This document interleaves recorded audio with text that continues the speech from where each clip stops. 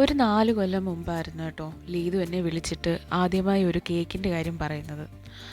അന്ന് എന്നോട് പറഞ്ഞതൊരു മിക്കി മൗസിൻ്റെ തീമിനെ പറ്റിയായിരുന്നു. ആദ്യമായിട്ടാണ് മിക്കി മൗസ് ചെയ്യുന്നത് എങ്കിലും ആ ഒരു പരിഭ്രമം എനിക്കുണ്ടായിരുന്നു.